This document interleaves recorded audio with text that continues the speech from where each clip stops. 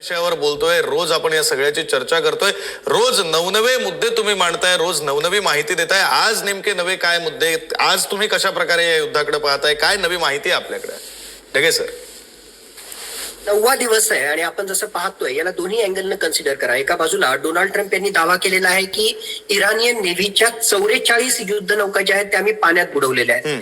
त्याच्या पुढे जाऊन ते त्या ठिकाणी सांगतात की 60% जास्त इराणचे मिसाईल लॉन्चिंग साईट्स त्या ठिकाणी असो किंवा 80% इराणचं एअर डिफेन्स आम्ही पूर्णतः उद्ध्वस्त केलेलं आहे. आणि असा अमेरिकेचा त्या ठिकाणी दावा आहे की एकूणच इराणचं नेव्ही असो, एअरफोर्स असो, आर्मी असो याला मोठ्या प्रमाणामध्ये धक्का पोहोचवण्यामध्ये आम्ही यशस्वी झालेलो आहे. आणि काही हे खरंही आहे, कारण एअर डिफेन्स जे आहे ते पूर्णतः उद्ध्वस्त झाल्यामुळं आता इराणमध्ये आणखीन डीप वर जाऊन हल्ले अमेरिका मागच्या काही तासात त्या ठिकाणी करतोय. आणि त्याचाच परिणाम म्हणजे आता इराणचं जे मर्मस्थान आहे, एक प्रकारे त्यांची अर्थव्यवस्था जी या तेल पुरवठ्यावर डिपेंडंट आहे, आता तेहरान मधल्या अत्यंत महत्वाच्या अशा ऑइल फॅसिलिटीजवरच 25 पेक्षा सुद्धा जास्त जे स्टोरेज साइट्स आहेत या तेलाशी संबंधित त्यालाच टार्गेट त्या ठिकाणी केलेलं आहे आणि उद्ध्वस्त अमेरिकेने केलेलं आहे. एवढंच नाही, आता B-1 स्ट्रॅटेजिक बॉम्बर तो युनायटेड किंगडमच्या एअरबेसवर त्या ठिकाणी घेऊन आलेला आहे. आणि जर गरज पडली तर तिसरी एअरक्राफ्ट कॅरियर सुद्धा इराणला वेढा घालण्यासाठी अमेरिका वापरणार आहे. म्हणजे जबरदस्त आक्रमक रणनीती आणि त्यातून त्यांना हासिल करायचं आहे अनकंडिशनल सरेंडर. एक प्रकारे इराणची इस्रायल आणि अमेरिका विरुद्ध लढण्याची एकूणच जी कुवत आहे ती पूर्णतः नष्ट करणं हे एक महत्वाचं त्यांचं उद्दिष्ट त्या ठिकाणी. दुसऱ्या बाजूला जर आपण पाहिलं तर इराण सुद्धा जे आहे काही अंशी ड्रोन आणि मिसाईलच्या माध्यमातून हल्ले करतोय. पण ग्राउंड रियालिटी तुम्ही पाहिली तरी अशा प्रकारचे लो कॉस्ट ड्रोन वॉरफेअर याच्या माध्यमातून इराण जरी हल्ले करत असला तरी यातल्या फार कमी अंशी जे आहे त्यांना यश त्या ठिकाणी मिळतं. कारण मॅक्सिमम एअर डिफेन्स सिस्टमच्या माध्यमातून, मग अरब देशांमधली एअर डिफेन्स सिस्टम असो किंवा इस्रायलची असो, याच्या माध्यमातून त्याला न्यूट्रलाइज करण्यामध्ये इस्रायल आणि अमेरिका जोडगोळीला यश मिळतं. हे खरंय की हार्डली जे आहे $20,000 मध्ये तयार केलेलं हे जे शाहेद ड्रोन आहे त्याला न्यूट्रलाइज करायचं असेल तर ऑलमोस्ट काही दशलक्ष डॉलर्सची एअर डिफेन्स सिस्टम वापरावी लागते. आणि त्याच्यामुळे फार मोठा फटका 1:100 या रेशो मध्ये जे आहे अमेरिकन अर्थव्यवस्थेला बसतोय. पण मिलिटरीली तुम्ही विचारत असाल तर इराण दिवसेंदिवस मागे जातोय आणि या सगळ्या गोष्टी त्या ठिकाणी प्रूव्ह करतात. आता अत्यंत महत्वाचा मुद्दा, खऱ्या अर्थानं जे आता फुल फ्लेज्ड वॉर लढण्याची एक प्रकारे क्षमता इराणची हळूहळू कमी होतीये. आणि म्हणूनच पहिलं विधान, स्ट्रेट ऑफ होर्मुझ जे आहे ते फक्त अमेरिका आणि इस्रायलच्या जहाजांसाठी बंद आहे, आम्ही पूर्णतः स्ट्रेट ऑफ होर्मुझ बंद केलं नाही, हे इराणचं विधान आहे. म्हणजे काही दिवस अगोदर स्ट्रेट ऑफ होर्मुझ आम्ही ब्लॉक केला आणि तुम्ही जाऊनच दाखवा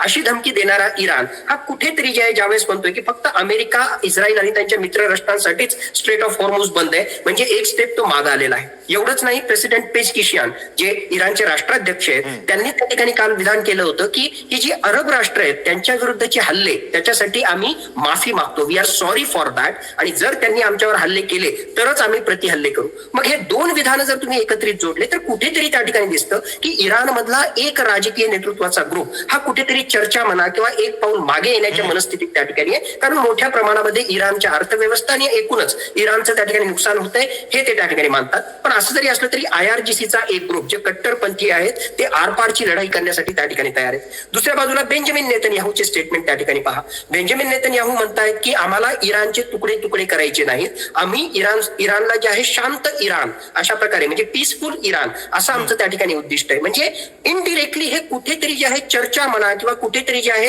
हा तणाव निवळण्याच्या अनुषंगाने आहे. पण याचा अर्थ मी बिलकुल म्हणत नाही की हे वॉर त्या ठिकाणी संपलं. येणारे कित्येक आठवडे अशाच प्रकारचे ड्रोन मिसाईलचे हल्ले इराणकडून होतील, आणखीन काही तासामध्ये अमेरिका आणि इस्रायलकडून जबरदस्त प्रतिहल्ले होतील. पण फुल फ्लेज्ड वॉर दोन्ही साईडने जे आहे माझ्या मते दिवसेंदिवस ते कमी कमी कमी होताना दिसतंय. आणि त्याच्याशी संबंधित काही लॉजिक आणि काही विधानं मी तुमच्या समोर मांडण्याचा प्रयत्न केलेला आहे. जी ढगे सर, तुम्ही जोडलेलेच राहा, पुन्हा तुमच्याकडे येतो. आणखी काही अपडेट्स आहेत, काही बातम्या आहेत त्या पाहूया, पुन्हा तुमच्याकडे येतो.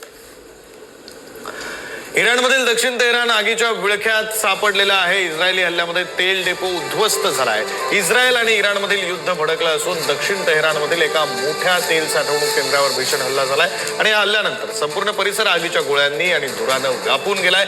इस्रायली हवाई दलानं केलेल्या या कारवाईमध्ये इराणच्या इंधन पुरवठ्याला मोठा फटका बसला असून अग्निशमन दलाचे जवान आग विझवण्यासाठी शर्थीचे प्रयत्न करतायत आणि या घटनेमुळे तेहरानमध्ये भीतीचं वातावरण बसलंय.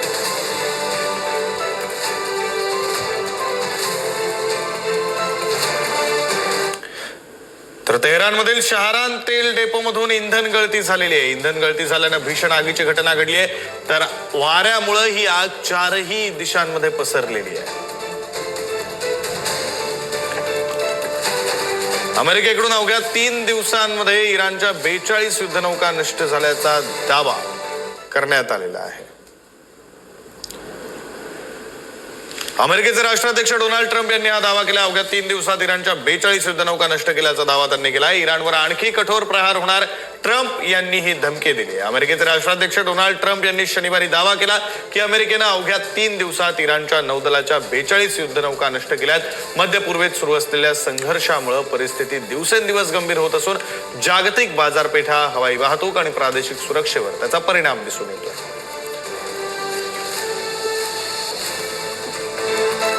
इराणनं अमेरिकन हवाई दलाला एका मोठ्या सापळ्यामध्ये अडकवल्याचं वृत्त समोर आलंय. तर इराणनं आपल्या प्रगत इलेक्ट्रॉनिक वॉरफेअर आणि बॅलिस्टिक क्षेपणास्त्रांच्या सहाय्यानं कतारमधील अल उदीन या महत्वाच्या हवाई तळाला लक्ष्य केलेलं आहे. इराणनं प्रथम शेकडो स्वस्त कामिकाझे ड्रोन्सचा मारा करून अमेरिकन हवाई संरक्षण यंत्रणेला गुंतवून ठेवलं.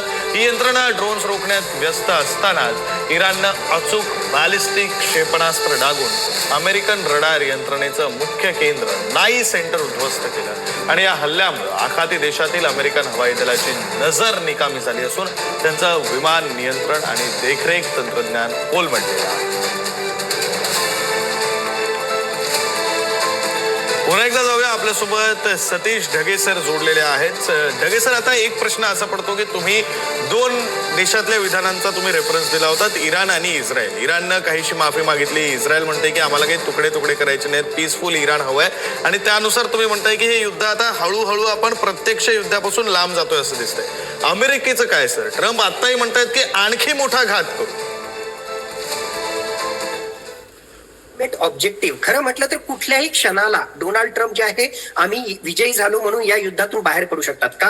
कारण सर्वात महत्वाचा म्होरक्या अयातुल्ला अली खामेनी याचा खात्मा जो आहे पहिल्याच दिवशी करण्यामध्ये अमेरिका यशस्वी झालं. त्याचबरोबर सिनियर कमांडरची, IRGCच्या सिनियर कमांडरची आणि राजकीय नेतृत्वाची फळी कापण्यामध्ये ते यशस्वी झाले. म्हणून मिलिटरी ऑब्जेक्टिव्हच्या पॉइंट ऑफ व्ह्यू कुठल्याही स्थितीमध्ये अमेरिका जो आहे या युद्धामधून बाहेर जाऊ शकतो. पण जे दुसरं महत्वाचं ऑब्जेक्टिव्ह आहे पॉलिटिकल ऑब्जेक्टिव्ह, आणि त्यांची त्यामध्ये जी भूमिका याच्यात आहे की आम्हाला तिथे सत्तांतर करायचा, म्हणजे 1979 पासून इस्लामिक रिव्होल्यूशन झाल्यानंतर ज्या प्रकारची धर्मसत्ताक पद्धती आलेली आहे तीच आम्हाला उलथवून टाकायची. म्हणून अयातुल्ला अली खामेनीचा नंतरचा वारसदार हा जो आहे आम्हाला मान्य नाही, आमच्या मर्जीचा व्यक्ती त्या ठिकाणी पाहिजे, मग ती राजेशाही पद्धत असेल किंवा लोकशाही पद्धतीनं आलेला व्यक्ती त्या ठिकाणी असेल. आता हे पॉलिटिकल ऑब्जेक्टिव्ह जर साध्य करायचं असेल तर ते सहजासहजी साध्य होणार नाही, अत्यंत किचकट आहे, अत्यंत अवघड आहे. पण आता हे पॉलिटिकल ऑब्जेक्टिव्ह हासिल करण्यासाठीच दबाव तंत्र म्हणून जे आहे अशा प्रकारचं कंडिशनल सरेंडर, अशा प्रकारचे जे आहेत B-1 strategic bomber, 3rd aircraft carrier, अशा प्रकारची भूमिका डोनाल्ड ट्रम्प त्या ठिकाणी घेताना दिसत आहेत.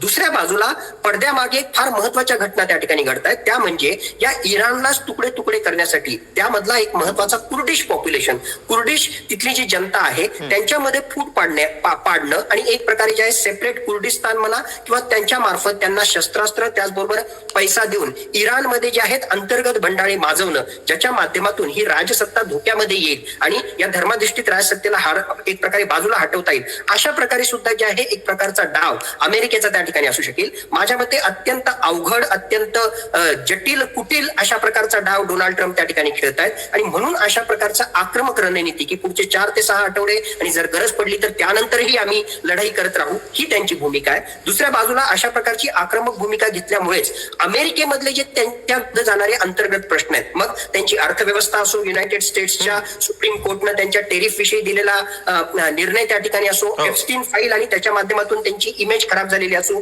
त्याच्याशी संबंधित एक प्रकारे लक्ष हटवण्यासाठी सुद्धा ही आक्रमकता अमेरिका त्या ठिकाणी घेतोय. आणि अनकंडिशनल सरेंडर हा आज घडीला जे आहे त्यांचा मेन मोटो आहे, राजकीय सत्तांतर हा सुद्धा त्यांचा मेन मोटो आहे.